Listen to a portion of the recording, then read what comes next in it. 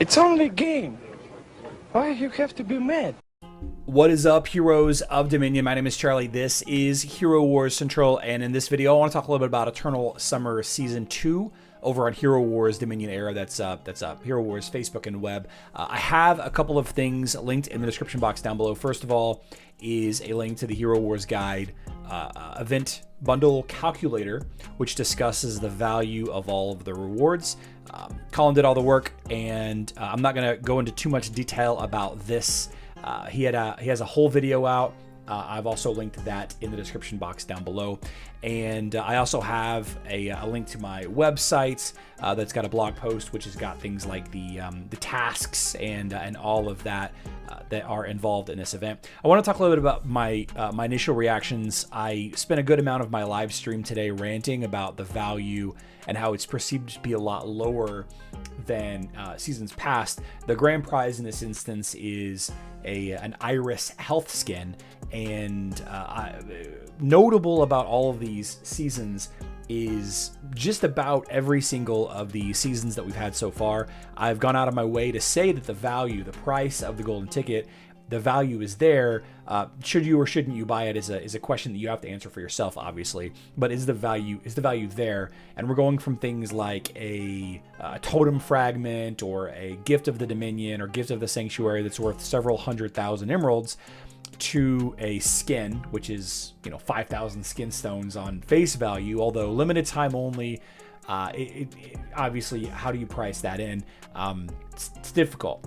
So the only golden ticket that I talked about not buying was the first Eternal Summer season, and the reason why was it was the first one that was $45 or 31 and some change with the gift giving discount, and it also leveraged these limited time only exclusive beach skins. You had Kai, Artemis, Leon, and Cleaver, and at the time there was a statement that they were limited time only, that they had no plans on releasing them ever again. The only way to get access to them was if you bought the golden ticket for that season and then completed the season. And then we have Eternal Summer Season 2. Looks like they were going to repeat the same kind of thing. We do know now, according to Daniel's live stream, that they will be available in 2024. The assumption is that every August there will be another Eternal Summer season, 3, 4, 5, and so on and so forth.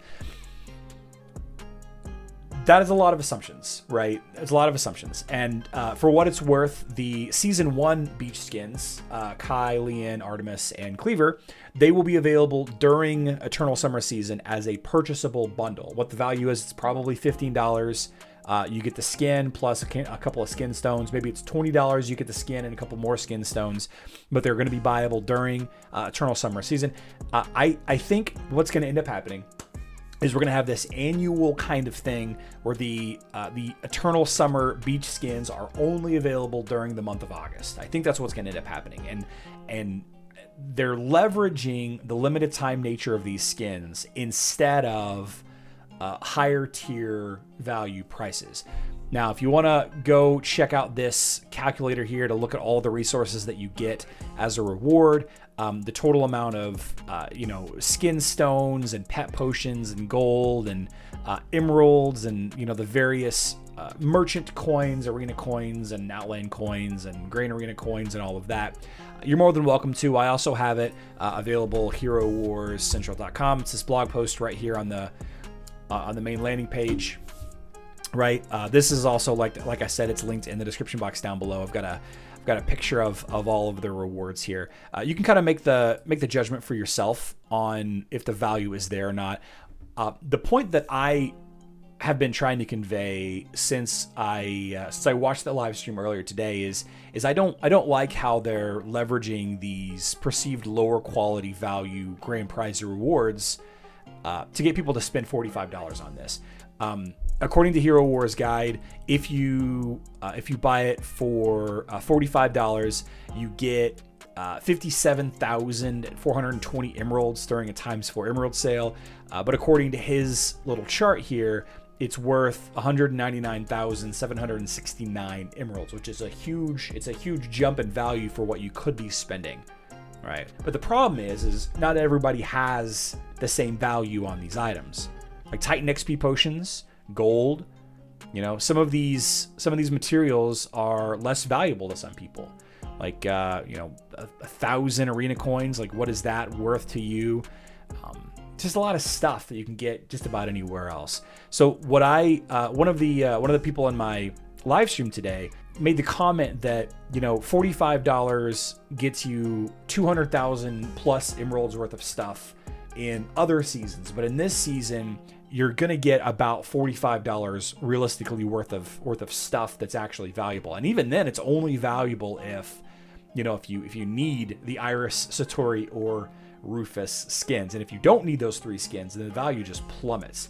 And in fact, the only skin that I could find useful out of the 3 is the Iris skin. It puts her her split souls health close to like 1 million. If you have a maxed out Iris, that is. My Iris is pretty far from maxed out, so I'm not going to get much value out of it potentially until it becomes available for purchase in the next year. My Iris' split soul is only about 550k. Satori gaining magic penetration, I think, is a huge deal. I think you know, all mages want magic penetration, and he could definitely use the magic penetration as a mage. He already has high enough magic penetration for a lot of heroes that he counters, like Dante and a couple of others. So, you know, is it necessary? Is it not necessary? I think it's semantics. More magic penetration is always good, and there are always going to be some heroes that you don't need it against, and there's always going to be heroes that you do need it against. And we spent a lot of time discussing in the live stream today the Rufus magic defense skin, wherever my Rufus is. I'm of the mind that there are 2 ways to look at this. I can't even find Rufus on my list. Ugh. There are 2 ways kind of to look at this this beach skin magic defense. In my opinion, on a high level, I don't think that the magic defense is helpful. And there's 2 skills that it will directly impact. The Devourer of Magic, it will cause him to get less healing from the shield, I think. I'm not 100% certain. The argument, a counter argument then, of course, is if with higher magic defense, you don't need the self heals as much. And then the Rakashi's Oath, this is the one that revives you from magic damage. The idea here is that you want to take big hits from magic damage sources so that you get the revive, so there's less chances of enemy basic attacks and enemy physical attackers killing Rufus with low health, because the magic defense caused the magic attack to not quite kill him but almost get there. So those are niche situations that it could be bad, and there's a lot of reasons why it could be good. I think specifically the use case of Morrigan is one of the better reasons why you'd want magic defense. If you're using Rufus and somebody's using Morrigan against you, Morrigan, of course, counters revives in Rufus and Astaroth. Let me find whenever an enemy dies, Morrigan summons their skeleton even if they attempt to resurrect. If you're going up against an enemy Morrigan, the magic defense skin is absolutely going to be helpful. But the way to counter Rufus is not through magic damage. Obviously, it's physical damage, and the reason why a lot of people use Rufus is to protect their physical attackers that are weak to magic damage, like Dante or Ishmael. But you know, if you stun them. If you stun them out, then there's nothing really that can be done anyway. So, you know, there's a lot of nuances with it. I personally will not be building up Rufus in the near future, so that skin isn't really worth it to me. The whole thing, we gotta wait and see. We really gotta wait and see. And I hate to say that because I feel like a lot of people count on me to give them the answer, and I don't like that situation. I don't like being put in that situation because we don't. You know, it's not a clear answer for everybody. Like, you know, again, according to Hero Wars Guide, the value is great, right? It's better than buying ×4 emeralds and using the emeralds on whatever you want. But it's just because it's a huge amount of a collection of resources. Now you can get these resources anywhere. I think I mainly just take issue with the limited time nature of the skins, and that the skins are not must-have skins. I guess the Iris is arguable must-have skin, and so, you know, on some levels of the Satori skin is as well. I'm still feeling like that it's a waste of $45 for me personally to get this. Now in the gift chain, it's like $31 and some change, $31.50 or whatever it is. So, you know, will I get the season ticket if I get it for $31, right? I mean, that's something that you all have to really answer for yourself. And, you know, touching on the other skins, that we're discussing from the previous season, the Lian and the Cleaver and all of that skin, that's a completely different argument as well. A lot of people would say that heroes like Artemis aren't as good as other marksmen like Dante and Zhu in a lot of respects.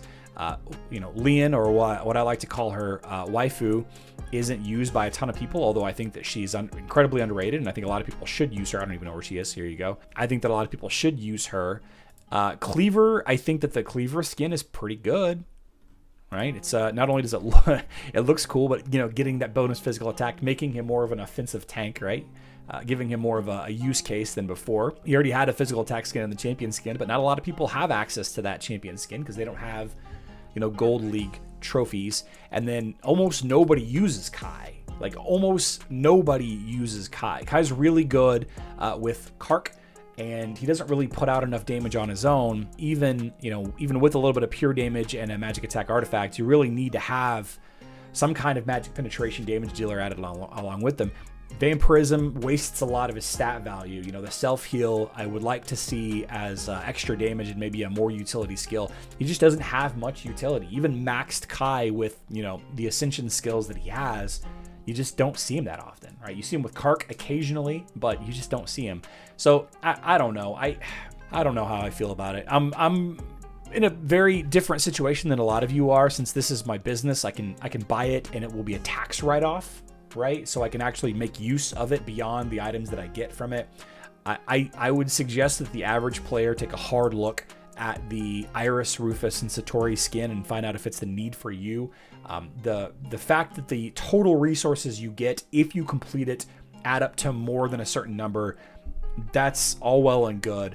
I don't like to see them leveraging limited time only things behind such a high paywall. I guess that's the main thing that I'm taking issues with. So here in a couple of days, if you see me with a golden ticket, just know that I decided to go ahead and get it, and I guarantee you I got it at the $31 rate by gifting and not paying full price for it, and I would not recommend anybody else pay full price for it. Work with your guild and get that discount. Especially with the new season rotation, there's no reason not to, because you're all on the same rotation now. Everybody in your guild, all your new friends and all your old friends, they're all in the same rotation now. So if you found this video helpful and you want to see more stuff about Hero Wars Facebook and web or Hero Wars mobile, please consider subscribing to the channel. I love you all. Good luck in Dominion.